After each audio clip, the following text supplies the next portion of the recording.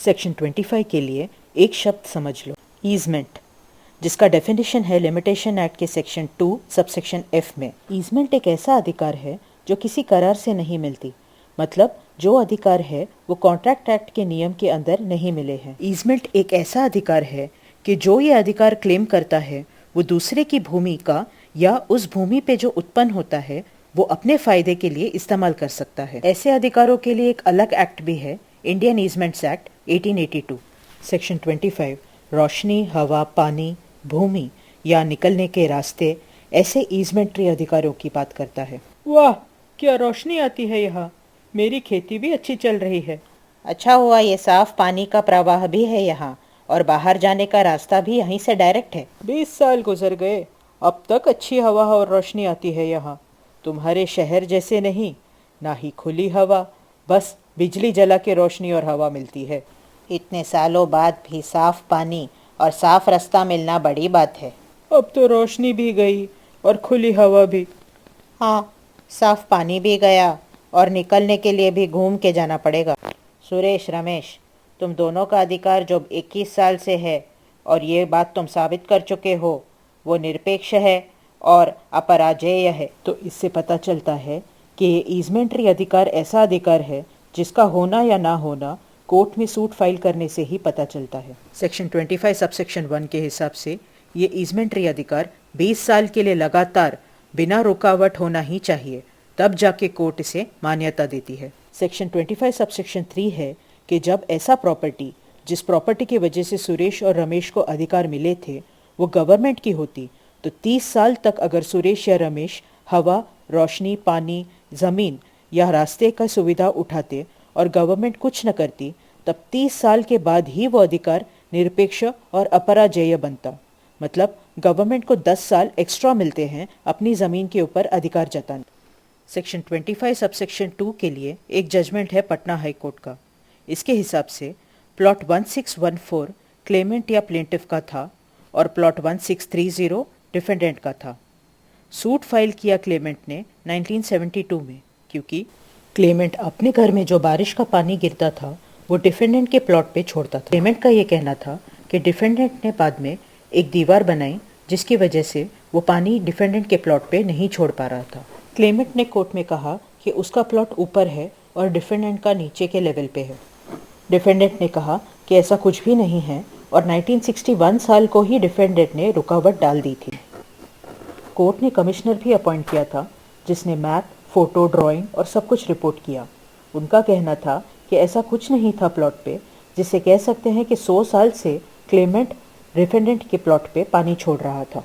Trial court में Clement case हार गया और हाई कोर्ट ने कहा कि सेक्शन 25 सबसेक्शन 2 पढ़ने से मालूम हो जाता है कि रुकावट के 2 साल के अंदर क्लेमेंट को सूट फाइल करना ही चाहिए था।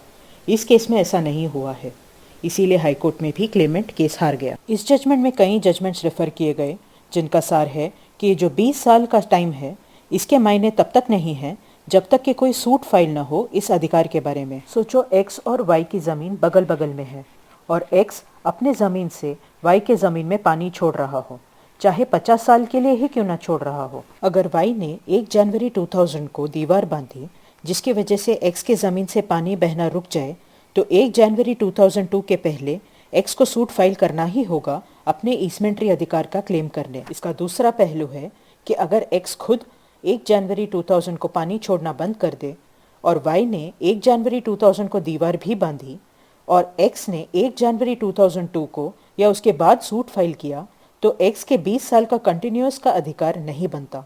मतलब 20 या ज़्यादा साल कंटिन्यूअस होना ही चाहिए और रुकावट के 2 साल के अंदर क्लेम करना ही चाहिए। कई बार कुछ सेक्शंस में एक्सप्लेनेशन नाम की एक चीज़ होती है। ये एक्सप्लेनेशन का अर्थ S Sundaram Pillai etcetera versus P Lakshmi Narayan Acharya and others में सुप्रीम कोर्ट ने समझाया था। एक्सप्लेनेशन इस वजह से होती है ताकि सेक्शन में जो कहा गया है उसका अर्थ ठीक से समझा सकें, इसीलिए नहीं कि किसी पार्टी को हानि पहुंचे। सेक्शन 25 का एक्सप्लेनेशन है इंटरप्शन, मतलब विघ्न या रुकावट इस शब्द को लेके। एक्सप्लेनेशन के हिसाब से रुकावट या विघ्न की बात जो सेक्शन 25 सबसेक्शन 1 में की गई है उसके अर्थ के लिए 2 चीज़ें समझने होंगे। एक, विघ्न या रुकावट किसी भी इंसान द्वारा हो सकती है, लेकिन जो उस अधिकार का लाभ ले रहा है उसके द्वारा नहीं होना चाहिए।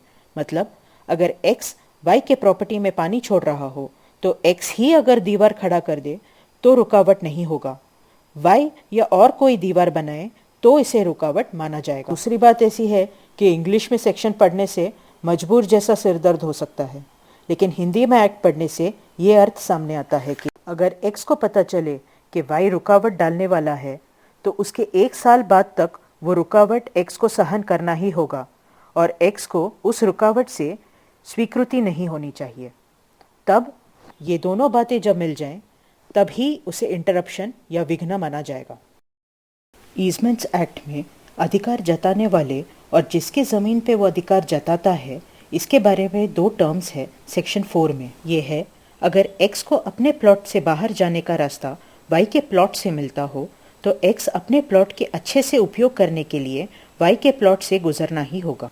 तो एक्स का अपना प्लॉट होगा डोमिनेंट हेरिटेज और वाई का प्लॉट जिसका उपयोग एक्स को करना पड़ता है वो होगा सर्विएंट हेरिटेज। वैसे ही एक्स होगा डोमिनेंट ओनर और वाई होगा सर्विएंट ओनर। सुप्रीम कोर्ट ने मनीषा महेंद्र गाला एंड अदर्स वर्सेस शालिनी भगवान अवतरमणि सिविल अपील 9642 ऑफ 2010 में ये एक्सप्लेन किया है। लिमिटेशन एक्ट के सेक्शन 26 के लिए रिवर्जनर का मतलब जानना होगा, जिसको बॉम्बे हाई कोर्ट ने Govind Balkrishna versus Ramchandra Rajaram all India reporter year 1952 Bombay page 395 में सहमति बताई है कि अगर एक प्रॉपर्टी है ए की पूरी तरह से तो रिवर्जनर है ए के वारिस जिनका अधिकार बनता है उस प्रॉपर्टी पे कानून के हिसाब से।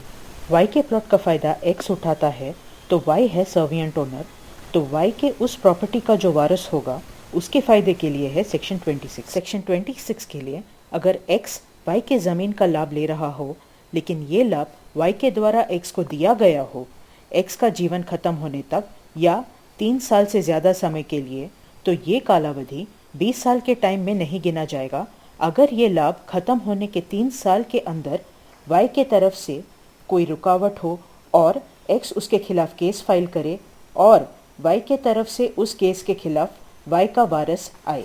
अब शायद तुमको लग रहा होगा कि ये वाई के वारिस के फ़ायदे में कैसे है, तो देखो सेक्शन 25 में जो 20 साल का उल्लेख है वो डोमिनेंट ओनर के फ़ायदे के लिए है। सोचो एक्स वाई के प्लॉट का इस्तेमाल कर रहा हो बहुत साल से और वाई के पिता ने एक्स को 5 साल तक का ऐसा इस्तेमाल करने का अधिकार दिया हो 1 जनवरी 2000 को, तो ये अधिकार ख़त्म होगा 1 जनवरी 2005 को। अब अगर एक्स क्लेम करे कि 20 साल से वो वाई का प्लॉट इस्तेमाल कर रहा है और इस वजह से एक्स का अधिकार अपराजेय है तो ये नहीं माना जाएगा क्योंकि वो 5 साल 20 साल में नहीं गिने जाएंगे, तो एक्स को अपराजेय अधिकार नहीं मिलेगा वाई के खिलाफ। लेकिन इसके लिए वाई को एक्स के क्लेम के खिलाफ आना ही पड़ेगा कोर्ट के सामने 1 जनवरी 2008 के पहले।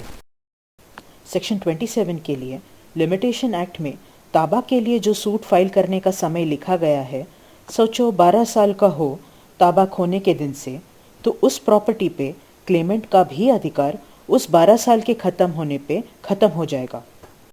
सेक्शन 29 है कि लिमिटेशन एक्ट कॉन्ट्रैक्ट एक्ट के सेक्शन 25 को अफेक्ट नहीं करेगा। अगर कोई स्पेशल कानून हो और उसमें कोई लिमिटेशन पीरियड बताया गया हो तो उस कानून के अंदर आने वाले केसेस के लिए उस एक्ट के हिसाब से होगा लिमिटेशन और सेक्शन 3 अप्लाई होगा जैसे शेड्यूल में बताया गया है वैसे। सेक्शन 25 और 26 तो ओडिशा में अप्लाई ही नहीं होते। जो ईजमेंट का डेफिनेशन है लिमिटेशन एक्ट में वो उन जगहों पे लागू नहीं होगा जहां ईजमेंट्स एक्ट लागू होता है। ईजमेंट्स एक्ट में ईजमेंट के डेफिनेशन और लिमिटेशन एक्ट में ईजमेंट के डेफिनेशन में फ़र्क कुछ ऐसा है कि लिमिटेशन एक्ट में अधिकार करार से नहीं होना चाहिए, ईजमेंट्स एक्ट में ऐसा कुछ नहीं लिखा है। लिमिटेशन एक्ट में जो अधिकार क्लेम कर रहा है वो कोई भी हो सकता है, ज़रूरी नहीं कि बाजू के ज़मीन में ही वो रहता हो। जैसे अगर एक फैक्ट्री में जाने के लिए सारे मजदूरों को वाई के प्लॉट से ही गुजरना होता हो तो फिर वो भी ईजमेंट क्लेम कर सकते हैं।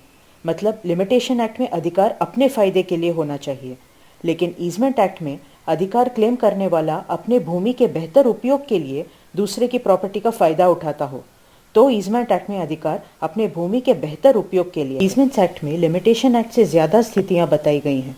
दोनों एक्ट्स का पर्पस ही अलग है। लिमिटेशन एक्ट के सेक्शन 25 और 26 ईजमेंट्स एक्ट के सेक्शन 15 और 16 के साथ थोड़े समानता रखते हैं। ईसमेंट्स एक्ट का इलस्ट्रेशन और क्लियर है। ठीक है, इसका मतलब जल्दी से जल्दी हमको केस करना ही होगा। आगे भी कोई प्रॉब्लम हो तो मैं पूछूंगी आपसे।